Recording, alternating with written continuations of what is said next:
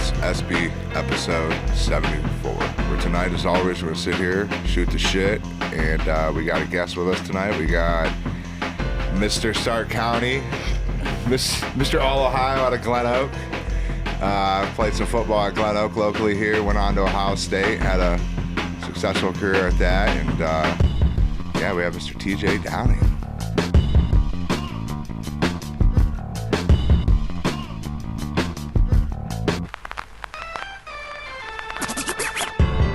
I think that's a first for me, Mr. Stark County. I've never gotten that. Wow. Yeah. I mean, I'll take the Mr. All Ohio out of Glen Oak. Yeah, I can dig Mr. Stark County, man. That's big time. Dude, yeah, dude. Everyone hears you on your voice all over the radio and different things like that, and hears you. So, well, hey, man, it's for me to be able to come back here after my playing career. You know, I mean, and it wasn't a long playing career. I mean, I look back now. It's been 17 years since I actually had the pads on. Damn. And laced it up and went to work. Because you graduated Glen Oak in 02. Yep. First year down at Ohio State was the championship year. Yeah. That following fall in 02. And, I mean, that was a blur, but... You were down there with Kurt Barton. I went to school with him. I graduated in 04, so Kurt was 03. That dude, he was goofy in high school, so he was probably goofy as fuck then. Still goofy now. That video of him getting tased and shit is so funny. Well, Kirk is an overly large fella. And back when you knew him, that was when I was playing him, because I was in the Federal League at Glen Oak. He's a Perry. Yeah, I remember because we had Barton and Slates was our fucking front line, basically, was those two hosses led the way. I got to give some special plugs, though, man, because one of the baddest dudes I've ever gone against and was way undersized for his position and ended up being first team All-Ohio, went on to serve our country. One of the baddest dudes ever, Josh Boyd. Oh, dude, Boyd. I love Josh Boyd. He was lining up at like buck 95, buck 97 at nose guard. He wore tackle. Yeah, Josh Boyd. I think he wore number 59 for the Panthers. So Yep. Yeah, dude. I remember that. I had two older brothers that went to Perry. So I had a brother graduate in 98, 2000, and I was 04.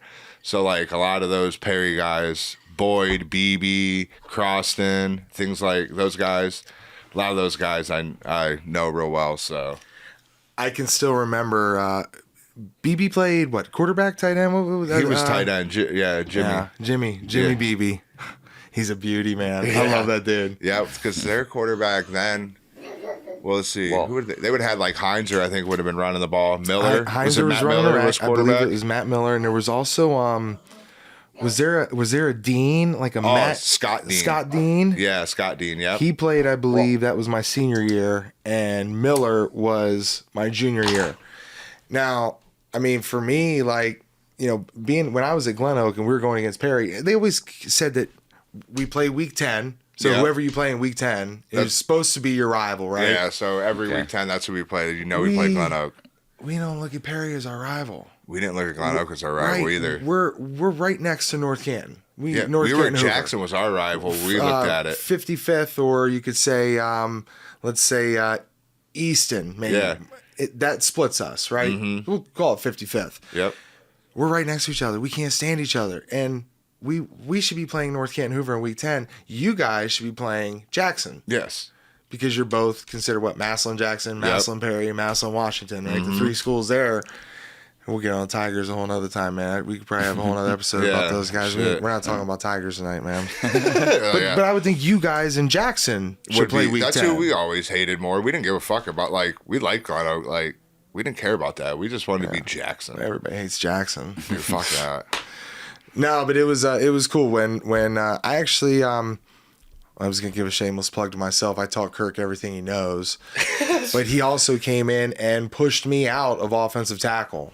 Really? It's because I came into Ohio State as an offensive tackle, and dude, that dude didn't even start his senior year in football. He was just. He's had, he said, he had size, and I don't know, but I always they just seen size. They seen the potential and athleticism. They probably seen his footwork was good and they could work on it. And they're like, this is all right. We'll take a shot on it. Cause if it pays off, it's big. Cause he was a big fucking dude. Yeah. Kirk, I actually hosted Kirk Barton, and Kurt Lukens from North Canton, who both came in that same recruiting class together. They actually... Yeah, Lucas got hurt, didn't he? Didn't he have them shoulder issues or whatever? That was unfortunate. Man. Terrible. And you know what it was?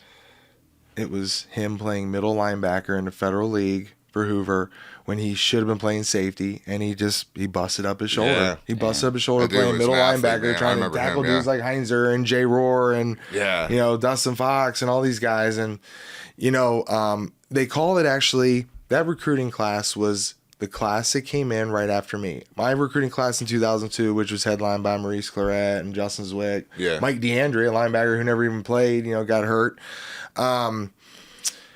The 03 class that Kirk Barton came in and Kurt Lukens came in and Devin Jordan from Massillon came in on, it's actually called the Forgotten class of Ohio State football. Wow. We took 25 in my class, so we only had to take like maybe 20 at the most in that 03 class. Yeah.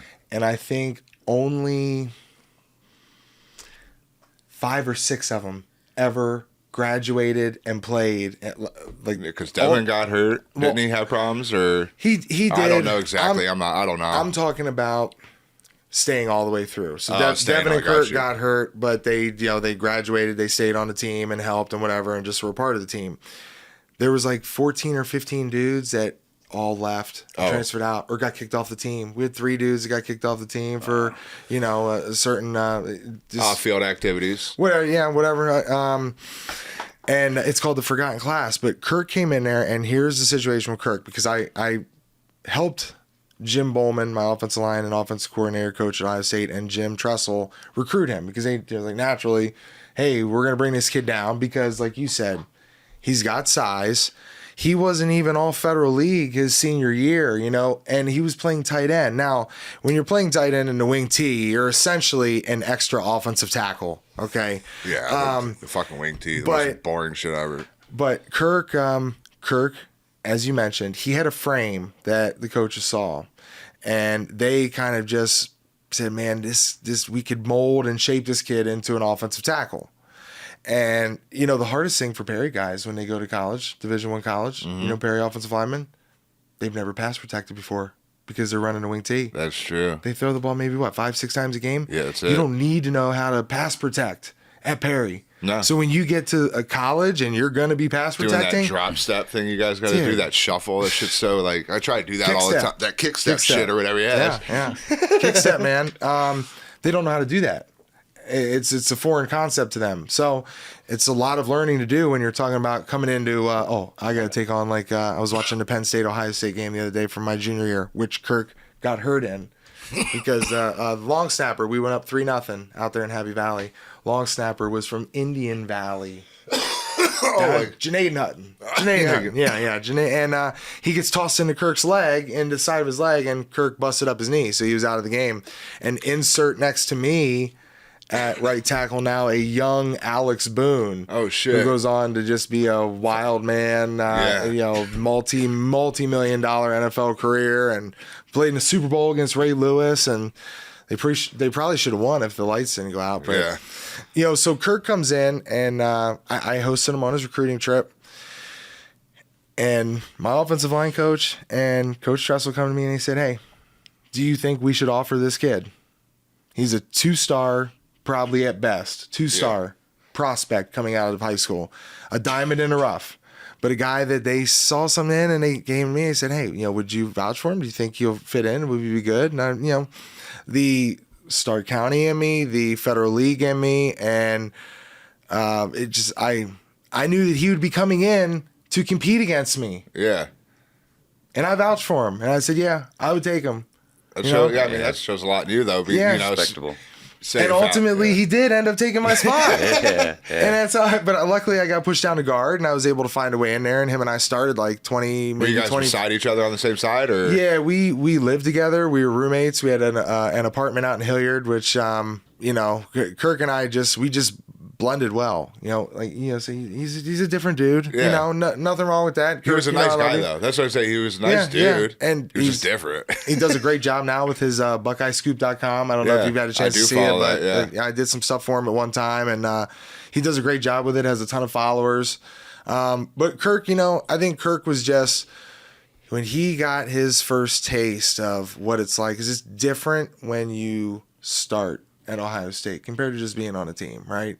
Oh, when you're an actual starter out there in that limelight, Kirk got that first taste, and you want it again. You want it again. It's like a drug. It really is. You want it again. I need it again, and that's what drives you in the off season to work so much harder, because then it's like, okay, he got his first taste, and it would have been 04. Okay. So he ends up, and I'm going to give you guys a really good story before the end of the night about the 3 best things that happened to Ohio State football at the turn of the century that allowed them to go on this run that they've had. Kirk got his first start, I believe, in Iowa. It was either we hosted Penn State, or I think it was up at Iowa, and we got absolutely smoked, right? Yeah. They got, if you remember Matt Roth. Remember Matt Roth? He wore like number 31. He was a defensive end, and just like an absolute nightmare. Well, anyways, we go into, it was super cold. We go into Iowa, and I believe that was Kirk's first start.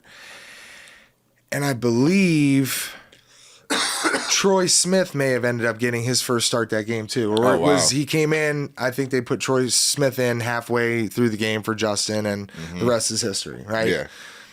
Those are 2 of the 3 greatest moves that Ohio State made at the turn of the century that allowed us to really start that run that we did. Really? Putting Kirk Barton in at offensive tackle, and it was over Tim Schaefer from Upper Arlington. Put Kirk in at right tackle, and finally starting Troy Smith. That was,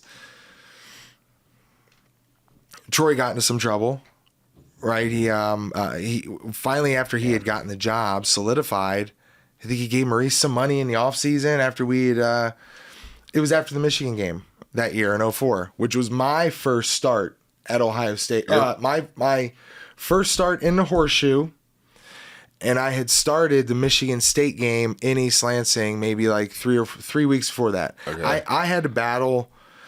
If you would have asked most of the players on the team from Ohio State and coming out of the 2003 year, after Michael Jenkins and Chris Gamble and Krenzel and Will Smith and all these guys are gone, there's that. It's rebuilding, right? Rebuilding. Who's going to be the next guys to take over their spots? I like to call it reloading. Reloading. What's it going to look like with just Bobby Carpenter and AJ Hawk out there at linebacker? What's it going to look like not having Will Smith out there? What's it going to look like with Santonio Holmes becoming the guy now, and no longer Chris Gamble and Michael Jenkins? Those dudes were really, really good. Dude, Chris Gamble's probably one of my top 3 Buckeyes, dude. That dude was both sides. Dog. Dude, just an athlete. Yeah. Crazy, crazy stuff, man. But Kirk got that first start, and I mean, you could just.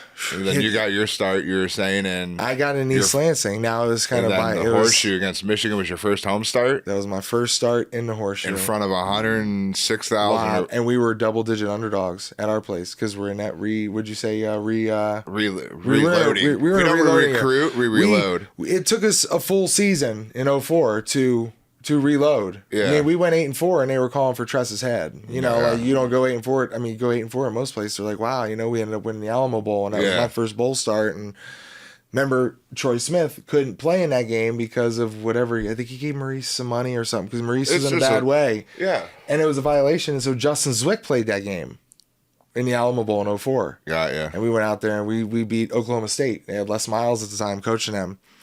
And,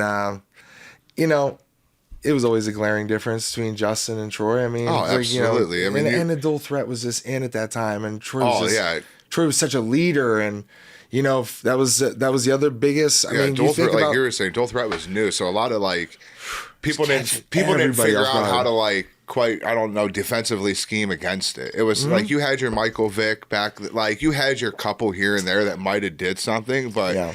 I don't know. It just people weren't ready for it. It was something new. It wasn't on that consistent level of like I'm gonna try and rattle off some names, but like the Robert Griffins and the maybe like the L. Robersons and just just whatever dual threat quarterback. And so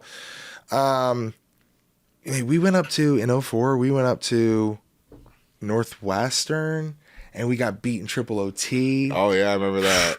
And that was some of the first reps I ever got live in a game for Ohio State, like meaningful ones, like in the first half. And what was since we're at the beginning of your career now? What was your welcome to fucking D1 college football? Because there's got to be like, I mean, I can only imagine the jump of like the fucking, because I just know some of the kids that played football at Perry, and it's like they were like, I could just imagine some of the kids you had to block. Like some days were probably like easy. It's not ever easy, but like it wasn't the most difficult. And then like every day now you're going against fucking men that are like what was your shit? If you're asking like the oh shit moment, it obviously would have started in like a practice at Ohio State, because I mean, you know, you think about, for me, most Saturdays I was blocking a defense that wasn't as good as the defense that I saw in practice and two-a-days and spring ball all the time. That's true, For the majority of the time, we had the number one defense on there. I mean, if I can block A.J. Hawk and Bobby Carpenter and Quinn Pitcock and Will Smith, or a guy like that, I mean, I'm probably pretty good. Was Laurinaitis there? He was there my last 2 years, junior and senior year. Oh, yeah. And, you know, I'm like, if I can block these dudes, I mean, I can block this dude. I don't even know what this dude's name is that we're playing from Illinois, but you know, it was wild though, man, because Big Ten football is just so crazy. I mean, every week, every team, it doesn't matter if they're like at the bottom of the Big Ten or not. Like going on the road is super difficult. Like going to Champaign, Illinois is fucking. What was the last? Like, what was your most hated place to go to? I mean, Happy Valley was the loudest thing I've ever experienced in my life, man. Like, did they have the whiteouts then? That was the first whiteout they ever did. Was in 05. Dude, that shit was nuts. Dude, those whiteouts. And it was nighttime, and there was like 112,000 people, and like I'm at right guard, and Nick Mangold, my center, is as close to me as you are right now, 2 foot split. And he's, you know, the center makes a call, gets us going in the right direction, all that stuff. And all I can see is his lips moving. And you can't even hear It's so loud, I can't even hear what he's saying. Wow. And I just see his lips moving. That's crazy. I've been to one Ohio State game. It was my senior year of high school. My buddy Jason Johnstone, shout out to him, was getting recruited for wrestling. Hell of a wrestler. I know Jason. Hell of a wrestler. State champ, right? Yeah. That's when we had multi or one year. He might have been a 2-timer. Yeah, he was two. I think he was 2-timer. That's what we had, because we had him, Steve Luke, and Dustin Slater, John Foster. Our wrestling team was fucking stacked back then. Yeah, it was. But he took me. He was getting recruited, so they gave him like tickets to a football game, and it was against like Northern Illinois, which is not like anywhere near like Penn State type thing. Fucking sold out. That was the loudest place event I've ever fucking been to. And I just standing there in the place is just fucking shaking, dude. 100 and some thousand, 104, 105, whatever it was. I don't know if the addition was put on then. And this place is just fucking rocking against Northern Illinois. Like, I could only imagine a Michigan game, like you said, like being in Happy Valley with that shit. Like, so it's just unthinkable. Let's say the top 2 for me, top 3 hardest places were probably, it had to have been Happy Valley, it was Camp Randall, and then, I mean, you got to put the shoe in there, even though it wasn't allowed for when we were out there on the field on offense, but you think about I don't say the big house, because think about how the big house is constructed. Have you ever been in before? I got to break in my new BSSB. It's a rolling tray, not an ashtray. Well, I'm going to use this ashtray right now, and I'm going to have to clean it out later. Whatever, man. Yeah, it's yours. Adds character. Hey, thank you guys again for having me on, and thanks for coming. Being able to you get me all the nice gifts stuff, man. And you guys are super cool, man. Love everything you guys do. No, appreciate you coming by. Think about how the big house is constructed. Right? Have you ever been up there? Dude, I've never been there, but I went to a couple of dispensaries and shit up there and drove past it. And I know, like, the setup, like, the roads here, there's only, like, a couple, like, things. Everything's just down. It's buried. It's like a dish. Yeah. It's a dish down It's almost like lake. Yeah, you got to remember, I grew up a Michigan fan. I was, my dad was a captain of All-American for Bo Schembechler back in the late 70s. Back when they were whooping Ohio State. They were whooping Ohio State's ass back then. And the old man Walter. How did he feel about you picking the old Scarlet and Gray? He told me to go there. Oh, did he? Yeah. He's like, listen, man. He goes, after he had met Jim Tressel, he's like, if I were you, I'd go play for that guy, because my dad knew Lloyd Carr real well, and you know, I think Lloyd Carr in Michigan, they thought they threw me a scholarship, and they thought I would just go there because of my dad, and you know, Tress comes in because I was never recruited by Cooper. Tress comes in, he's like, "We want you, we need you, we love you, come be a part of the family." You know, you could tell. And my old man could definitely tell because he'd been around a lot of football, Super Bowl champion, all that stuff, Big Ten champion.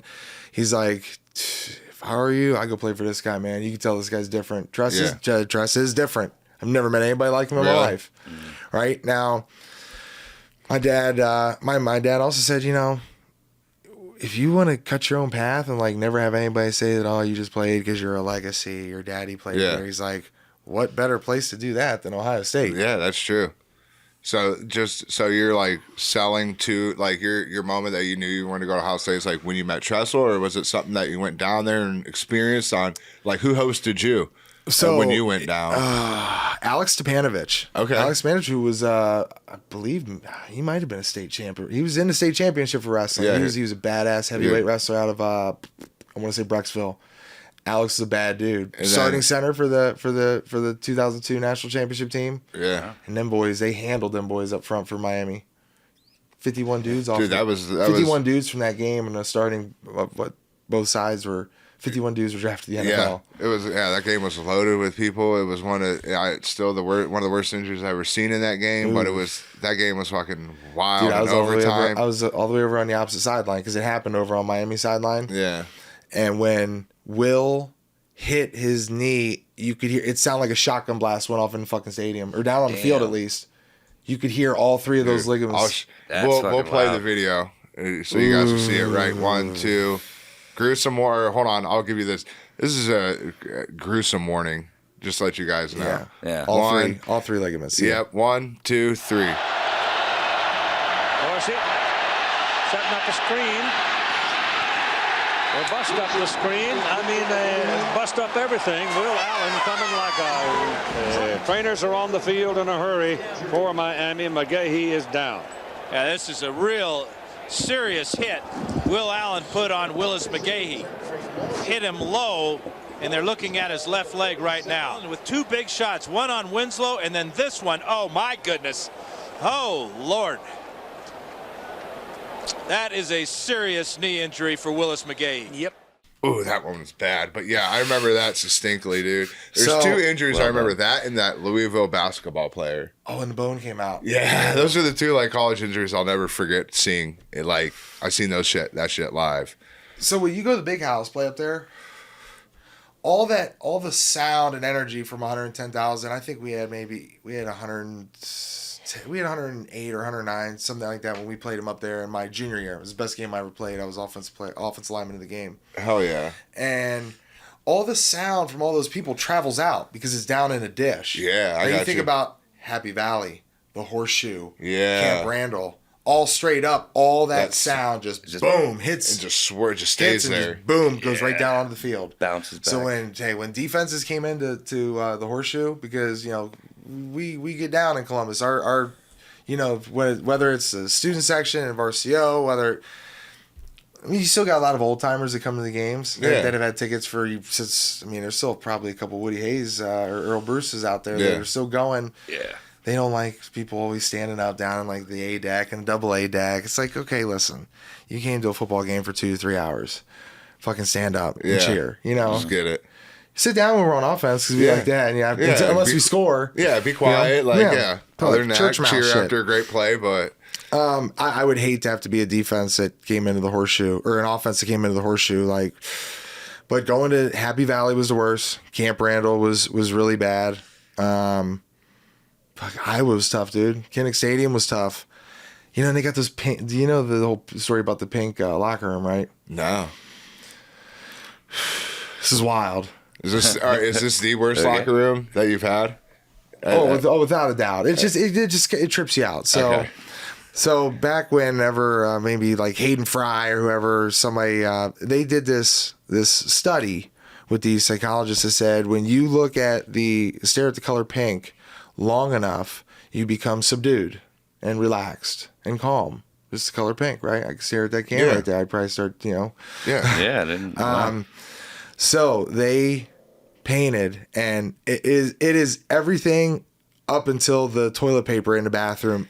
The entire visiting locker room at Iowa is pink. The carpet's pink. The lockers are pink. The ceiling's pink. The walls are pink. The countertops are pink. All the same color? Or it's all pink. It's all the same color pink. Wow. The stalls are pink. The toilets are pink. The floors, everything is all pink. Yeah, that's weird. It's wild. It trips you out at first. That's really weird. But yeah, I was one of those guys that, like, it pissed me off, like, you know, like, and so I was into like the heavy metal stuff. That was always my thing, you know, Nice, Metallica, Megadeth, Pantera, Slayer, you know. Nice. I was raised on my dad by Deep Purple and, you know, The Doors, Zeppelin, you know, Moody Blues, AC/DC, all the good stuff. Judas Priest. So what was your like? Did you have a like? Because it would have been back then. It would have been like burnt CD or a fucking iPad or iPod minis and shit. What do we have back then? I don't know. I think we got iPods maybe as a bowl gift, like in our third year or something. But it was like little MP3 players. Well, what was your go-to? Like, was there a certain like 2 or 3 songs that you played for sure before you were fucking got you hyped? Metallica, Blackened. The And Justice for All is, to me, that's the greatest metal album ever put together. I mean, from start to finish, nothing to me is better than And Justice for All. But it was Blackened, the opening track. Blackened. It was Walk from Pantera. Nice, of course. My third was probably. I really love some old Deep Purple. Always got me going, man. Like, I could throw on like a Highway Star and just listen to Richie Blackmore just shred and just like, it was just in that mood, man. I was just ready to go. But so I'm running around the locker room, the pink locker room, you know, like right in my jock strap or something. My skate was like just yelling at people. Yeah. Like I got the headphones on, like, listening, like, you know. By this time I'm up to like Frayed Ends of Sanity on And Justice for All, and like I'm just like angry, right? Just yelling at people, like. And we ended up getting smoked down there. That was my sophomore year. That was when Troy Smith finally got in there. And Barton got in there. I think Barton started that game, and we ended up having. We had Iowa. We had Iowa my junior year at the Horseshoe. That was kind of a little redemption. We beat them pretty good. They had Chad Greenway, some really good players. Mm-hmm. And in my senior year, we went up there. Yeah, you would have been back there. And it was a night game, and we were number 1 in the country. You know, I was on the cover of Sports Illustrated. We were preseason number 1, and we went into Texas. Because it was you, Troy Smith, and who else was on that cover? Doug Daddish from Warren Howland. There you go. Yeah, because it was at they had like those regional things, right? So they had like Ohio State here. Wasn't there like 3 or 4 teams that they did? So ours, since we were actually ranked number 1 overall, was like what they would consider like their worldwide release that they would put out everywhere. Okay, and then they had like Notre Dame was on one with Brady Quinn and a couple of his guys. West Virginia, I think, was on with like Pat White and Steve Slate and a couple of guys. And there may have been a USC one. And I'm thinking that would have probably been with Sanchez. Yeah. Old Buff Humble. The old Buff Humble. So we're number 1, and we're running all the way through, you know. We get to Iowa, right? And Iowa's ranked number 11. Do you remember their quarterback? It was Drew Tate. Drew Tate, yeah. Little sawed off Drew Tate. He ended up being my quarterback in the All-Star game afterwards. But like Bobby Carpenter would always screw with him. He like spiked the ball, got a 15-yard penalty. Like he's just one of them fiery dudes, right? Yeah. So we're going into Iowa, and they're ranked number 11. We're ranked number 1 in the country, and they got College Game Day there, and the people in Iowa were dead set, and a lot of people around the country, I think, were dead set that this was going to be the moment that we were going to go and stumble, right? And so it was a night game. At the time, I don't know if this has been broken, it was the largest crowd outdoors for any type of event, concert, sporting event, whatever, ever to witness in the state of Iowa. Oh, shit. I think there ended up being like almost 107,000 people there at the stadium. It was crazy, right? Oh, jeez. And they were dead set that they were going to beat us. And the pink locker rooms, they worked in reverse. They worked in reverse. You guys came out fucking strong, huh? Man, we as an offensive line, we were like, I actually gave like, I can't remember where we were staying at outside of Iowa City. We were staying, I remember it was at a Radisson. I can see it like it was yesterday. So I'll give you a little thing here. My senior year, when we were ranked number 1 in the country, all through the season, I want to say, and you can go back and look at the tapes or even look at the lineups. The best dude on the opposing defenses that we played was always like the defensive tackle or the nose guard, the guy that I was going to be going against, right? Yeah.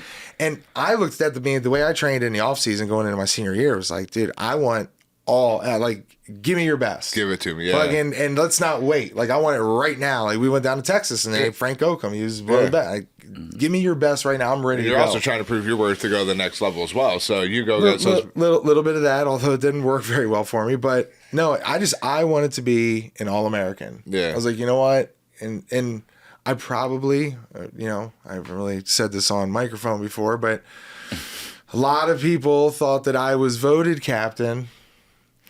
Like, I had defense. Dude, Trust gave you a piece of paper. It was 2 offensive guys, 2 defensive guys. Who's your captains, right? Yep. And the only one when I was there that wasn't an offensive or a defensive guy that got voted captain was Mike Nugent, our kicker. Dude. So I had defensive dudes telling me that they were like, because I had a great training camp. Yeah. And I had defensive guys telling me they were like, we put your name twice down on offense. Oh, shit. Wow. And they ended up giving captain Doug Daddish. And that was a safe pick. Trust probably needed that because,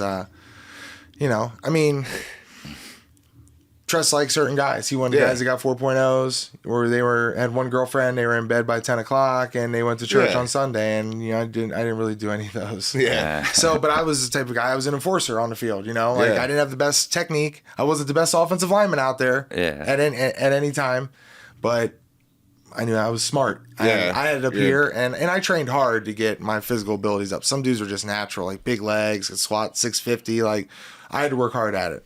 And I did. But yeah, dude, intelligence and grit, man, that shit'll get you fucking far in life, dude. Yeah. And I mean, once you start, you were talking about the big switch, like when you go from high school to Division I college football, these dudes have been living, breathing, eating, sleeping football 24/7. Yeah. Outside of just going to class. They have you there. You're on campus. You're there, right? In high school, it's up to you after your senior year of high school, after your senior year of football, like, they send you the plans, like it's up to you to do the stuff, Yeah, that is true. And then ultimately, I think Maurice was one of the first guys to do this and start this trend. Was you started to see a lot of guys that would go early. Yeah, that would go finish your high school, graduate early, and go down for to be there for spring ball. Yep. Which I just thought that was stupid. Not to say it's stupid, but I never wanted to miss out on. Hanging with my boys in the spring. I guess situational though. Was he growing up in the best environment? Was that best for him to get out of there sooner than later? That's a good point. I could see that for some people. Other than that, I'm on your side. For Maurice, yeah, for sure. Because Maurice is in a bad area up there. Being for sure. in my situation, looking at it now, being 38 years old, almost 39, if I played baseball, I wasn't a football guy, but even just the parties that I had, if you took half my senior year away from me, the last half, I think that would eat at me a little bit. For sure. I have some of my greatest memories are from me and my boys and the girls that we hung out with. Senior year, prom, senior trip. Yeah, just all those. I would hate to miss out on that stuff. Yeah, man, that shit was just some of the best times. But I could see him getting out of the situation he was in. It was probably better for him to get down there and surround himself with at least a controlled environment. Yes, and for for a lot of guys like myself, I thought I was working really hard and, going into the training camp for your 02 team for Ohio State. And I mean, Mike Doss kind of called the shot and said, hey, I'm coming back for my senior year. We're going to win a national championship. But I think everybody kind of thought it was going to be a tough road to hoe for Ohio State to do that. And I'm thinking I'm all Ohio. My little intro you gave me. I'm Mr. All Ohio from Glen Oak, right? I've been, doing my own little workouts here over on 44th Street, running sprints, all this stuff. Man, when I tell you that those first 2 weeks of 2-a-days in training camp, it was survival. Yeah. And it was it made you question whether you can do this or not. Yeah. Because those dudes were insanely better than myself. I couldn't stand in front of Will Smith for longer than 2 seconds. Yeah. Like trying to block this dude.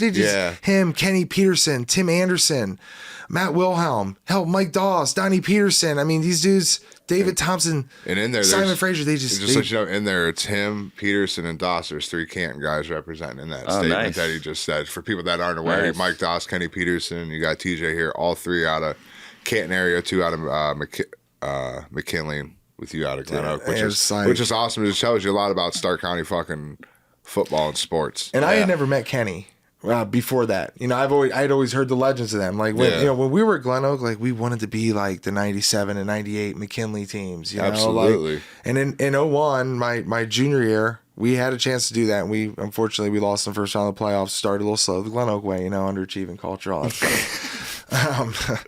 But for me, I had never met Kenny before, and it was just always a legend of Kenny Peterson, this big, bad, just motherfucker from McKinley, like, yeah, you know, and get out there and practice. Like, I was not. It took me 2 years. It took me a full 2 years to be prepared and ready to play at that level. So that was your basically. I was not ready. That was your first go, like. Putting pads on and going just in practice was your like welcome to D1 football moment. Like, wow, this is like it's the rude awakening. Showed you really very humbled you real quick. Mama's not there to wipe your ass and do your laundry and all that stuff anymore, and like they've got you. It's like it's military like, and Trust ran it very military like with the discipline and the itineraries. I mean, it was down to the minute. Like it was like you got to be here at 1:52, and then we got this at 2:08. It was wild. Trust was crazy like that. I wouldn't sit here and say that I learned the most about football and my skill sets because I know how to do everything from veer to pass protection to screens to power to all that. I know how to because he forced us. Playbook was stick. He forced us to learn that. But it was our coaches, our position coaches that really taught us the X's and O's. Yeah. He was all the life skills stuff and like, you know, be a good person and, you know, just a great leader. Yeah. He was a leader of men. And so what was the greatest thing you learned outside of football from whether it was Tressel or maybe one of those position coaches? What did you maybe learn from them or take away from playing at Ohio State football outside of the aspect of football that like turns you into like a man? Like what'd you learn from there about life? Always be prepared. For anything, always be prepared. Like we stressed preparation so much, and to the point where like I would have nightmares about it.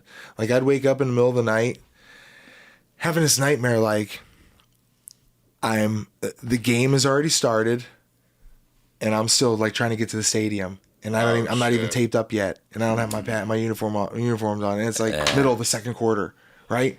Yeah, like dude, that reminds me of the dreams when I had to quit doing. I got caught doing a bunch of drugs and I had to go on probation. Dude, I used to wake up in the middle of the night because I'd have a realistic dream that I was getting high, and I'm like, fuck, I know I'm gonna. And then I'd be going crazy. Like, and then my probation officer would call. I could see my phone ringing, and I'd wake up in a dead sweat. That's nuts. I had some similar dreams like that, just on a different spectrum.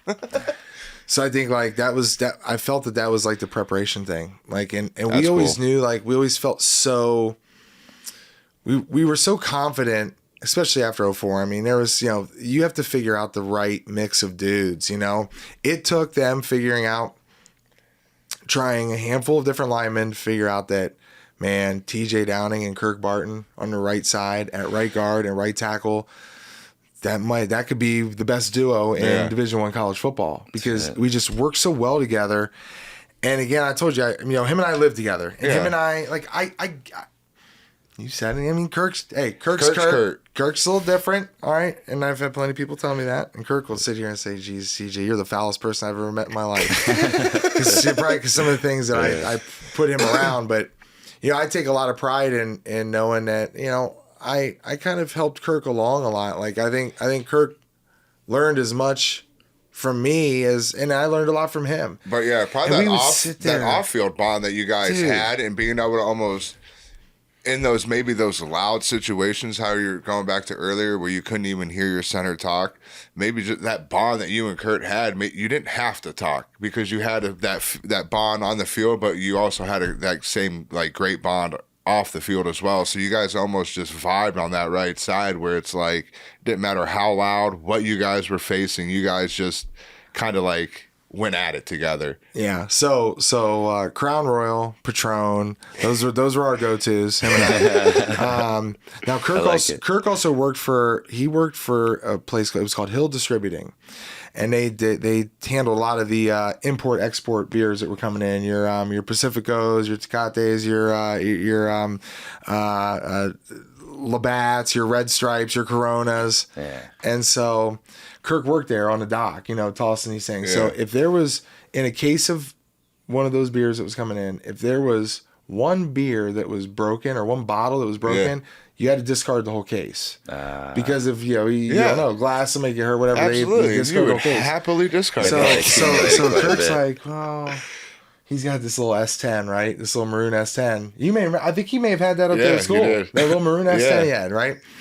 He would back this thing up to the dock, and he'd just stack all the ones that had broken ones in them, And we had, our apartment was filled with, the best beers. Elephant beer and all this stuff. Yeah, you guys had all these badass imports. Yeah, Hefeweizens from over in Germany, and we, and so him and I would sit there on the couch, late at night. We'd be sitting there watching ESPN. We'd be watching, the college football stuff, right? We'd be watching the other dudes. We'd be looking at the competition, and him and I'd be sitting there just having a couple drinks, shooting the shit, and just we were strategizing. That's what I mean. Yeah, and when we got out there, especially the Michigan games, the 2 Michigan games, because I didn't start next to him in the 04 Michigan game. I took Doug Daddish's spot, who was the guy that was captain. Yeah. And also was on the cover of Sports Illustrated with me.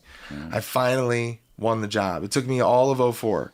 And I was getting to the point of telling you guys this earlier, but we went off somewhere that if you ask anybody that was on that 04 team, I think any of them that were a part of spring ball and a part of training camp would have said that TJ should be starting somewhere on the line. Yeah. Right?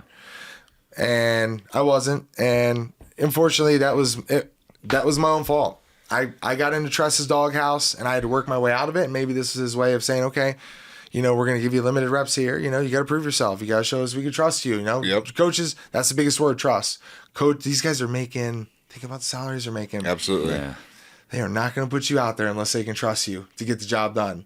Now you're going to go against some great competition. You're going to get beat every once in a while. Yeah. I mean, I got beat. You try to limit the amount of times that happens, but Tress, I finally win the job, and so I was starting at left guard against Michigan in the horseshoe. And now, mind you, that's a huge, not only beating him out, but him putting you there in a Michigan game, because you can go 9-1, and you can every year or 10-1, whatever you guys will play. Yeah. But if you lose to Michigan consistently, you're gonna fucking get out. They're gonna kick you out. Yeah. So for him to put you in there and start you against Michigan, that's big too. For me, it's like a fan. That's huge. Yeah. So I told I was gonna circle back on this. That Jen was Psaki. Huh? Yeah, that's a third. Inside joke. Yeah. Was this Gin and Psaki? No, I said Jen Psaki because. Oh, I heard Gin and Psaki. No, it and was Jen Psaki, the one press secretary. She would always say, "We'll circle back." That was her answer to everybody. Was she'll circle back. That's so whatever I heard, I'm not going to use that term the rest of the season.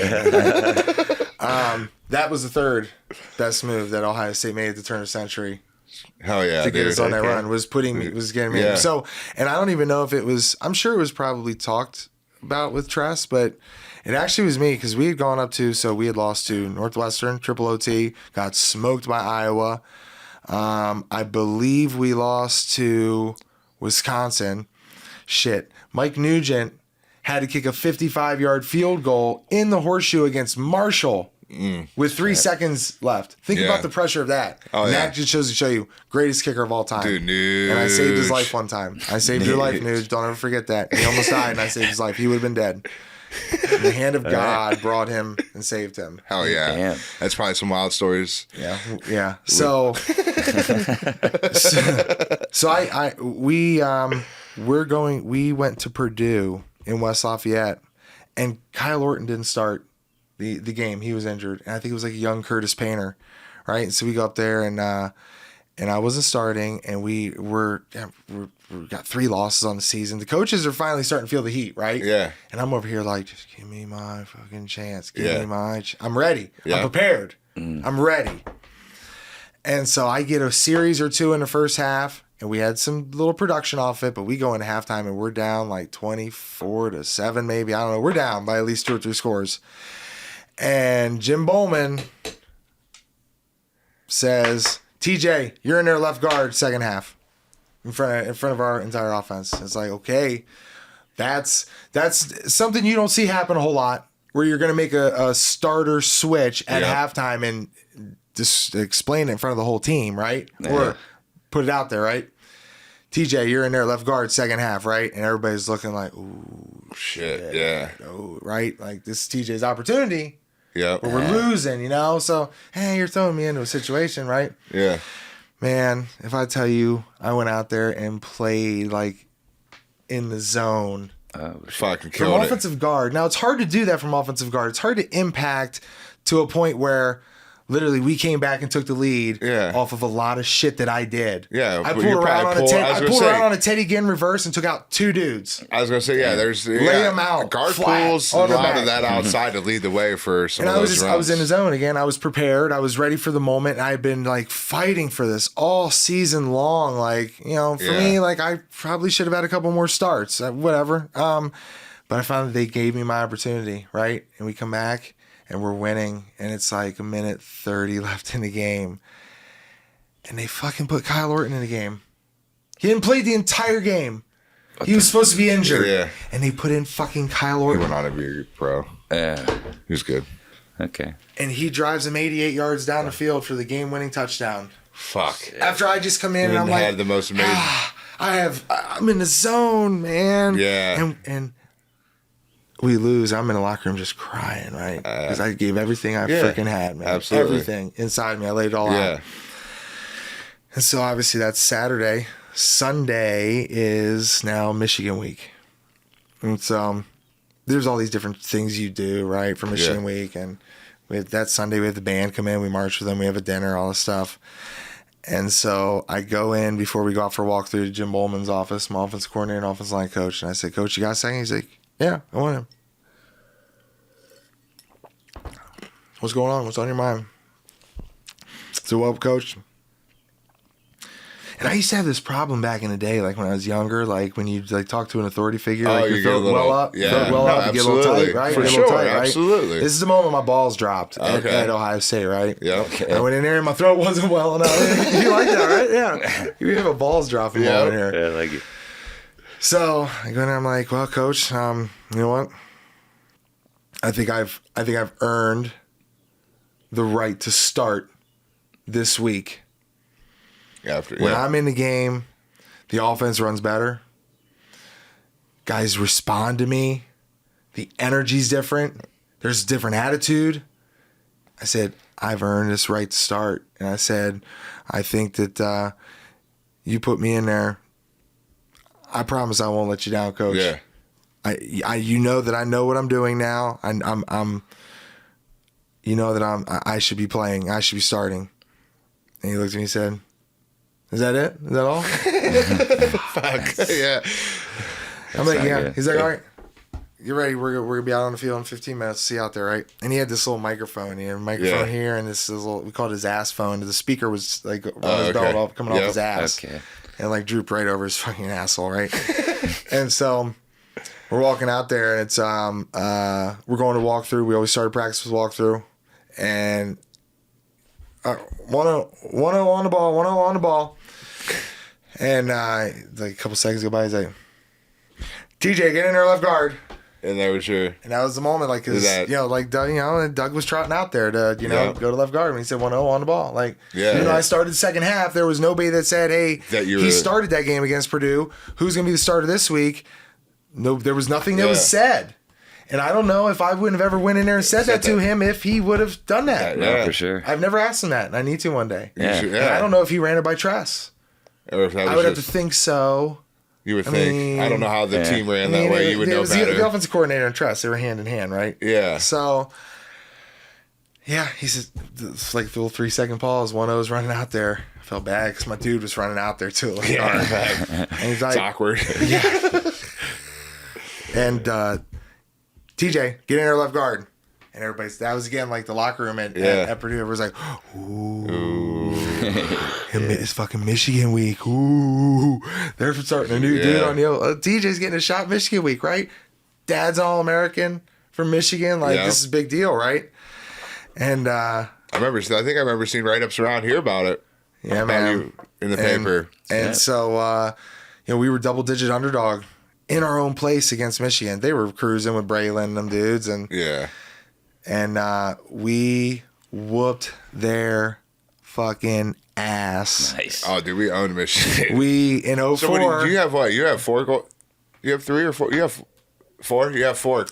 Because we lost the year before. Yeah. In 03 up there in Ann Arbor. That was the 100th game. And, yeah, man, we had something that will never be done again. Guarantee it. Right here and right now. Guarantee. We had, and think about this real hard.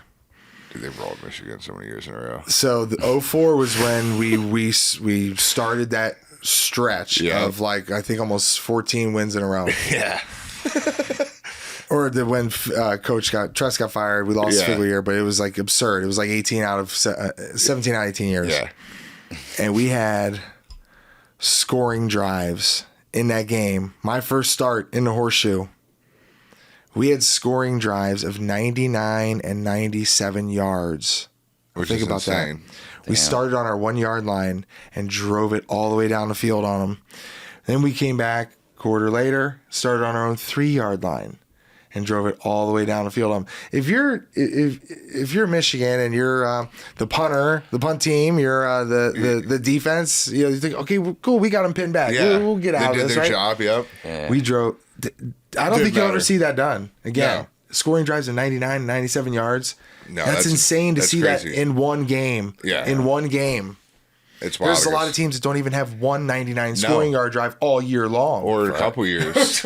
Right. Yeah, you don't even see that shit. Yeah. And you might that see was that one like, or 2 times in an NFL season. And so then that was what I was telling you about Kirk with that first taste. Yeah. That was my first taste. Because it was like, wow, like my first start in the Horseshoe is against Michigan. And we're supposed to lose. They're supposed to beat us, and we just freaking beat their ass like 37-21. Oh, yeah. It was amazing, right? Good and they shit. get these scoring drives, and I'm over here like I can't stop shaking after the game. Oh, I'm sure. Dude, I had that Metallica Ride the Lightning on. It was on repeat, dude. It was just that creeping death. I was ready, right? All right, so I got some questions for you, though.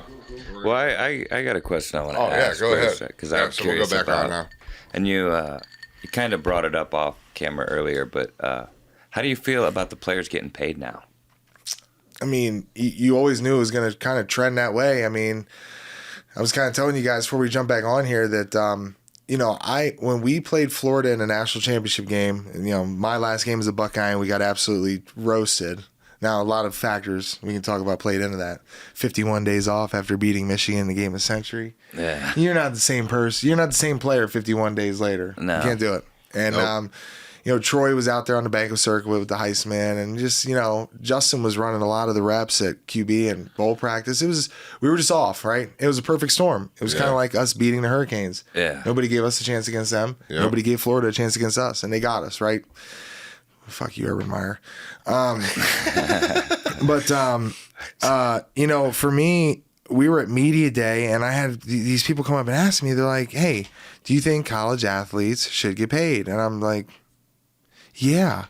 like we're not, a lot of us, they want to say that we're big, dumb jocks, dumb idiots, right? But we were smart enough. We looked at the numbers. We ran the numbers. We knew how many millions were coming in from jersey sales. We knew how many millions were coming in from ticket sales. We knew how many millions we're getting for going to the bowl game. $17.5 million for this. And, for sure. This, we knew what the numbers were. Now, when I was there, we had 36 varsity sports at Ohio State, and football and basketball were the only ones that made money. So we had to pay for all those other ones. But still, you're making hundreds of millions of dollars. The NCAA is making hundreds of millions of dollars. Nobody could sit there in front of me and tell me that all we deserved off of that, because we're the ones out there going out there and creating that and putting our ass on the line and our bodies on the line, that we didn't deserve more than just what I was told was, you ungrateful motherfucker, you get a full scholarship. That's $100,000 over 4 years. It's 20. I'm not saying I wasn't grateful for my endowed sponsors who were Conrads and that $100,000 to pay, because my parents would not have been able to afford to send me to college. Yeah. Right. There's a lot. I'm sure. I don't know what I would have done if I didn't have football. Yeah. For sure. Right. I don't know where my path would have gone, but I was labeled ungrateful for the $100,000 scholarship because it was $25,000 a year, and I'm like, really? You get to make $300 million off of the game that I'm out there playing and performing in, and for you, it's like, and I get $100 grand. Yeah, and I'm not allowed to work a job. Yeah. I'm not allowed to go and use my name, image, and likeness for profit. Yeah. And look, wow. Now you can. Now you can. I'm happy for these guys, but I'm also very jealous. No, Oh, for I'm sure. sure. For sure. I'm sure some of these dudes are set for life, and they're literally haven't even played a college football game. You have Yeah. guys. Like, you have guys that are now. They are going to start deciding on whether they want to go to the NFL or stay for an extra year in college. Yeah. For sure. No, Which I think is kind of cool, because we've just seen a lot of dudes starting to bail early, and let's try and find some type of incentive to make these guys play in bowl games, because I hate when these dudes opt out of bowl games. Yeah. Throw some juice on it. If you got to pay the dudes to play in the game, pay them. Yeah. Give them that. You win the bowl game, you get this. You lose, you get or something, or you So- just give them a flat rate. Yeah, I've always felt that we should get paid. I've always, and no, none of us are stupid here. It's been going on for, I would have to think the dawn of whoever first played, like back to the freaking a Doak Walker days or whoever. Yeah. I'm sure Chick Harley, the first 3-time All-American Ohio State, the house that Harley built, the horseshoe. I'm sure he had a couple little side hustles where he was getting a couple envelopes slid in his pocket for playing. I'm sure. Right? I don't even know if they were operating under the NCAA at that time. But Either way. I mean, it's been going on forever, man. Yeah. At every school, it's college football, and the amount of money, it's insane. It's insanity. That's crazy. So some just random questions here. Did you have any pregame meals that you preferred, like superstition? As far as do you have I know some guys in high school, they had a certain undershirt they had to wear. They wore every game during it. They went and ate Taco Bell and got the same fucking meal every time. Or, did you have any, whether it was high school or at Ohio State, any superstitions like that? Well, in college, we always ate the same stuff. We had our pregame meal, or our night before meal was the same. We always had there were stories about the pecan rolls. They were legendary. They would travel with us. It was the pecan rolls that were made at the golf course on Ohio State's campus. Oh, okay. And they're just... But you guys stayed at the Blackwell, right, or whatever? Yeah, the night before? Yeah, and if we were on the road, they would send these pecan rolls with us because they were that legendary. Everyone wanted them. They're that fucking good. They're the best ever. They're the best ever. For real. I want one now. Real, for real. How about to just drive to this golf course? Yeah, let's go. They would always have steaks, chicken. They always try to kind of keep the pregame meals the same, and so nothing really like that in college, other than probably a lot of guys try and rock the same undershirt or whatever. You give a certain thing going. I always kind of wore a black on, just a plain black one, but this you would have you would do some eye black, right, or something every once in a while. Would you do some wildness? I did. I just did a little stripe. Little stripe. And it would run Classic. because I just sweated my ass off, and it would just sort of be dripping down. But this again, I was telling you about some things that'll never be done again in the Ohio State-Michigan rivalry. You ready for this one? And I guarantee, there's no way somebody will have 2 99-yard drives in a game before this one is beat. Okay. So, the game of the century, my senior year, number 1 versus number 2. I wore my dad's, when you were at Michigan and you got offensive player of the game or something, they gave you the shirt. It was called the Victors Club with the big Wolverine going across the middle. I had that. I wore it underneath my pads for the game of the century. Oh, wow. Hell yeah. And I never forget Luke Fickell looking at me. And as I hit that cigarette very hard and think about Luke Fickell may be the baddest dude I've ever come across. Really? One of them for sure. Definitely in the top 10. Luke Fickell is a bad dude. Really? He's one That's dude. awesome. He's one dude that you would not want to fuck with. I mean, his name's Luke Fickle. It sounds like a bad dude to me. At the very least, he's fickle.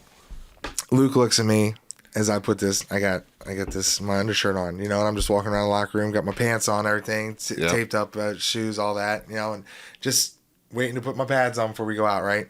And I got this mohawk, first of all, which was the stupidest thing ever. It was marketing genius at the time.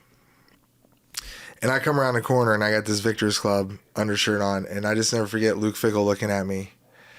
And like Luke, I think, was one of the first guys that stuck up for me when I was first trying to get playing time to the offensive coaches. Okay. Because he would always ask me, because I was kind of in between like getting second team reps and going down and servicing the number one defense on a certain drill or something. Yeah. And Luke would always ask me to come down if I wasn't in over there, because he saw and respected that, you know, I played with a certain attitude, like an attitude like his. And I'll never forget, he looked at me and he's just like, "You're probably the only person in Ohio State history that will ever be able to pull this off, TJ. You better go out there and fuck somebody up tonight." Yeah. And I just looked him in the eyes. I was like, "Yeah, that's it. We got this." Oh yeah. And on the back end of that, wait, what did our girl say? Circle back. Jen Psaki, circle back on it. At the end of we had like all these things lined up. Me, Anthony Gonzalez, and Kirk Barton. We said, let's put our money where our mouth is. You know, we envisioned all year that it would end up being us in Michigan, number 1, number 2. And Gonzo's like, okay, well, I'm going to get 100 Monte Cristos for the locker room for after the game. And Kirk's like, okay. He goes, I'm going to get 2 of the big Dom Perignon, like $600 bottle things. Yeah. I'm like, okay, I got you both. I'm going to get 3 stretch Hummer limos to pick us up out back of the horseshoe. Shit. And so I'd thrown a couple like bottle of Jack and a bottle of Old Granddad in my bag too. So we had it in the locker room, and we started popping these bottles, and Fickle came around the corner, handed him the bottle of Jack. Here you go. He hit it. Fucking hell yeah, dude. Cool. That's awesome. That's a cool little story. I like that. It was a circle back moment. Yeah, no, I like it. What's your favorite breakfast cereal? Golden Grams. Nice. Golden Grams. Okay, cool. I was going to ask, one of the questions is your favorite album, but you already mentioned that. But if you want to go again, what's your favorite album of all time? That's a tough one. That's always a tough one. It is. I am a Deep Purple fan, like I said. Machine Head. I love Deep Purple, Machine Head. My favorite live album of all time is AC/DC. If You Want Blood, You've Got It. Okay. And I'm an old head, so I know like all the musicians and stuff, right? So, I mean, like Bon Scott, just like it was different. Like it was like a front man, is like you know, in his voice and the energy. Yeah. If You Want Blood, You've Got It. Live album is the greatest, my favorite of all time. Hell yeah. Gotcha. All right, now if you could travel anywhere in the world, money's not an object. You could take your family, whatever, and you get to go week vacation anywhere, all expense paid. Where are you picking? Ooh, that's tough. Another hard one. We ask the tough questions around here. We do. We have some real tough ones. Maybe like Belize or like Turks and Caicos, like one of those like small, like nice private islands down there, something like that. Hell yeah, fancy. Cool. You? Where are you? Me? Shit, I don't. Fucking Ireland. Find me a nice, beautiful redhead or something. Hell yeah. I don't really care. I'm fine being here. Pancakes or waffles? Waffles. Okay. Do you think pineapple belongs on pizza? Good one. With ham, that's it. Okay. There you go. All right. What are you, a movie guy, TV guy, movie buff? Both. Both. Nice. What's your some of your favorite movies, top movies you enjoy? Well, that's tough. Like any classics you would always watch in high school? Yeah, like go-tos. Yeah. I mean, I've always been kind of an action guy, so I go back to like, you know, like Predator and like Delta Force and like with like Chuck Norris movies, like you know, absolutely. Missing in Action, you know, like Bloodsport. Like, I was in all those Steven Seagal movies when I was younger. Hell yeah. But I really like. I mean, Wolf of Wall Street was great. Anything Quentin Tarantino's done. I mean, Django. I mean, you just think about like what he put together in something like that. Oh yeah, it's insane. For sure. So anything Quentin Tarantino. Yeah, for sure. What about video games? Did you play video games when you were younger, growing up, like Nintendo 64 and shit? Did you battle with that? It was GoldenEye. It was Mario Kart. It was NBA Jam. Nice. It was Madden. Shoot, going all the way back to we did Sonic. We did. Did you have brothers that you played with that you battled, or? I had just like much of my friends and stuff. I have a sister. We didn't really play much, but I mean, I go all the way back to like Super Mario Brothers, like Nintendo's first rocket. Oh yeah, Duck Hunt. Nice. I mean, I was probably like 6, 7, 8 years old playing Duck Hunt. Yeah, that was the best. Paperboy. Paperboy, yeah, that's an old school man. classic. Zelda. Paperboy was hard. Yeah, It was real hard. Tecmo Bowl, Tecmo Bowl was a shit. Yeah. We always had Tecmo Bowl tournaments in the summer. Wasn't there somebody on Tecmo Bowl that if you picked them, like Bo. they were, they were just you're not allowed to unstoppable. be Bo Jackson. Yeah. Bo. Bo and Michael Vick were like the only two. Like you couldn't beat them in the game. It was unfair. Yeah, you could not catch them. Yeah, it was bad. I rock with the Oilers though. The Oilers, Oilers with yeah, Warren Moon Moon. and who they had Hill and Haywood Jeffries and the Yep. receivers. Oh and yeah, they were a good team on there. Lorenzo White at tailback. Yep. Whew. Are you into any? Are you a conspiracy theory guy? Do you rock any of that? You watch any of that? Get into it? Yeah, here and there. Yeah. Okay. Yeah. Hell yeah. What do you? Which one do you think is most likely? With conspiracy, Yeah. man. I mean, obviously, if you think about presidents getting assassinated, stuff like that. Yeah. Okay. So- Like You know, I mean, JFK. I think yeah, that's bullshit right there. oh yeah, that's CIA all the way. Yeah, that shot line up, that dude. I mean, That magic bullet that was like perfect. It's, Yeah, Jack Ruby killing Oswald. Yeah. Yeah, it was. There's. Yeah, it's CIA all the way. Yeah. what happened to Jimmy Hoffa? Oh yeah. yeah. Yeah. Shit, this crazy shit, dude. I like the Charles Manson with the fucking the acid experiments and Oh shit. yeah, he was part of whatever Was it- that government project was. I can't remember. Yeah, where they would fucking shit. I can't even think of it. Yeah, they get people all fucked up on acid and different shit like that. Sure. Shit was wild. Epstein. I think Epstein is like everybody knows that shit's real. That's scary, man. That's just. Yeah. Yeah. It's hard to think. I have a daughter, and to think that women could be taken advantage of like that, and just for money and it be allowed, and so many people being involved. Yeah, it's insane. Yeah, it's pretty wild. Yeah. But nope, we're gonna finish up here. That's what we do. We just finished with some random questions, but we're gonna. This is it, man. I love random questions, man. Yeah. So, but no, we're gonna end it here. We got a good inside look at Ohio State football, and we'll have him back here another time and learn a little bit more and talk some more sports and shit with him. So For sure. Do you have any Instagram or anything like for anything that you do that you want to personally throw out there? Anything that you want people to know about you, what you do? Yeah, check us out on social media at Stark Media Team on Twitter. Myself, OG7Deuce. Facebook, SMG Network. Check that out. A little something I do with some high school stuff around here and some different some colleges. Give me a follow, man. Check it out. I really appreciate you guys having me, man. Oh, no, we Thanks for appreciate you coming, doing. man. Like I said, Ohio State football is one of my passions. So Yeah. being able to get a little inside look and hear some stuff is pretty fucking cool. So It's always fun for me to be able to tell some stories too, man. Like, it's not every day that I come across people that are like, hey, tell us about what it was like first starting at Ohio State, or like, the guy you played. It's a nice trip for me down memory lane. For yeah, sure. I don't know, that's cool. So Hell yeah. But yeah, thanks for coming, man. And I guess don't forget to like, share, subscribe, tell all your friends. pass the blunt. Pass a blunt, roll a J, pack a bowl, whatever you prefer, really. In your legal state, of course. And smoke a Newport. Check out the merch shop. Like us on everything. Tell all your friends. Yeah.